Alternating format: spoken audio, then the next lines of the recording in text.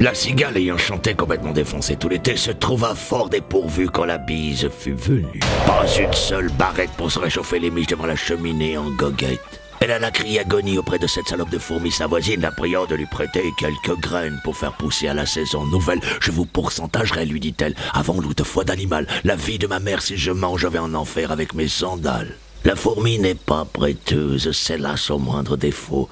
Que faisiez-vous au temps chaud, dit-elle à cette impétueuse. Nuit et jour à tout venant, je fumais, ne vous déplaise, vous fumiez. J'en suis fort aise. Eh bien, déflagrez maintenant. Et alors qu'elle s'apprêtait à claquer la porte dans le faciès de cette pitoyable mendiante, la cigale la bloqua et lui dit « File-moi des graines, misérable fiente !» Le visage de la fourmi se crispa comme un anus devant un suppositoire. Jamais on ne lui avait fait une telle provocation frontale. Tu sais pas dans quoi tu mets tes pieds, Kuna fière de balle. La cigale qui avait été Texas Rangers en 1993 répliqua « Je mets les pieds où je veux et c'est souvent dans la gueule ».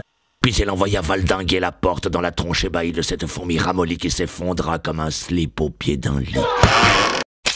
Mais la fourmi n'était pas en reste. Elle avait la patience sans berne et avait atteint le sommet de son altimètre de la vengeance. Alors elle se redressa comme les cheveux d'un condamné sur la chaise électrique, attrapa un schtroumpf qui louait une chambre chez elle en Airbnb et s'en servit pour la frapper avec rudesse. La cigale, pas bien épaisse, ricocha comme une couille dans un kilt sur les parois bancales de cette demeure infâme et finit sa course effrontée sur la fourmi écartelée sur le sol.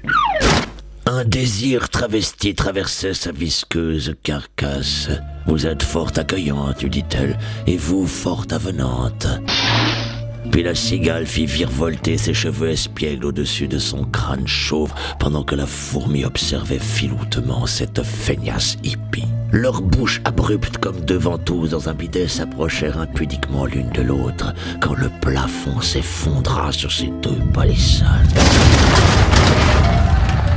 La cigale écrasée contre la fourmi comme un coussin dans un club échangiste réussit à se glisser des décombres de cette ruinescente demeure et à peine léchée par la lumière de la liberté, replongea pour sauver son amie la fourmi assommée-tante. Elle l'extirpa comme un stérilet zombifié, remit ses viscères dans sa cage thoracique, rengloba ses yeux avec son couteau suisse et déposa délicatement ses lèvres sur la fourmi léthargique qui reprit connaissance. Leurs deux cœurs se mirent à vibrer coquinement quand la cigale attrapa la fourmi par la main et l'emmena à des milliers de kilopathes où elles se marièrent et ouvrirent un camping naturiste. Quant au schtroumpf, toujours sur les décombres, hagard et confus, jura, mais un peu tard, qu'on ne l'y prendrait plus. Ainsi se termine l'histoire de la cigale et la fourmi.